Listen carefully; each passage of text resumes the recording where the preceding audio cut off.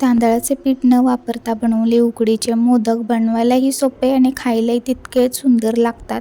तर परवाच्या दिवशी मी एक व्हिडिओ शेअर केला होता तुमच्यासोबत, म्हणजेच की गणपती बाप्पासाठी मी नैवेद्य घेऊन गेले होते आणि त्या दिवशी मी तांदळाच्या पिठाचं मोदक बनवलेलं आणि सारण थोडंसं राहिलेलं। तर म्हटलं चला दुसऱ्या दिवशी मी लगेच मोदक बनवायला घेतले।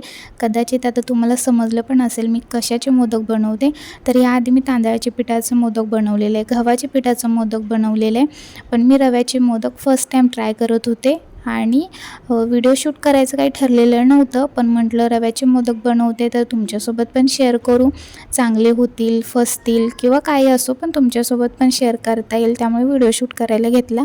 अचानक व्हिडिओ शूट करायला घेतला त्याच्यामुळे सुरुवातीपासून काही दाखवता आलेलं नाही आहे आणि ते पहिल्यांदा तरी मी कसं बनवले तेही तुम्हाला सांगते।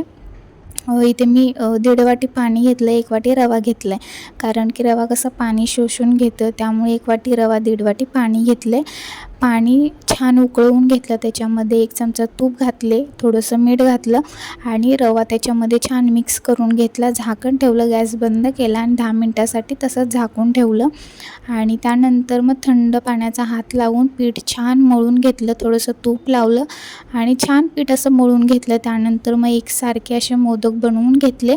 आता सर्व मोदक बनवल्यानंतर मी दाखवायचं विसरले, जसं की मी सांगितलं व्हिडिओ शूट करायला अचानक घेतला होता, त्याच्यामुळे माझ्या लक्षात नाही राहिलं आणि सर्व एकसारखे मोदक मी बनवून घेतले। त्यानंतर छान वाफवून घेतले आणि वाफवल्यानंतर मी दाखवलेलंच आहे कसे मोदक झालेत। पहिल्यांदा तरी मला असं वाटलं की फसले की काय, पण नाही, खरंच खूप छान झाले होते आणि फर्स्ट टाइम मी ट्राय केलं होतं आणि मला असं नवीन नवीन काहीतरी बनवायला आवडतं, त्यानिमित्ताने आपल्यालाही काहीतरी शिकायला मिळतं आणि खाताना अजिबात लागत नाही की रव्याचे मोदक आहेत, इतकं टेस्टला भारी लागतं। तुम्हीसुद्धा नक्की ट्राय करा आणि परत कधीतरी बनवलं की तुमच्यासोबत मी सुरुवातीपासून व्हिडिओ शेअर करेन आणि बघू शकता तुम्ही किती छान झाले ते, एकसारखे असे मोदक बनलेले आहेत।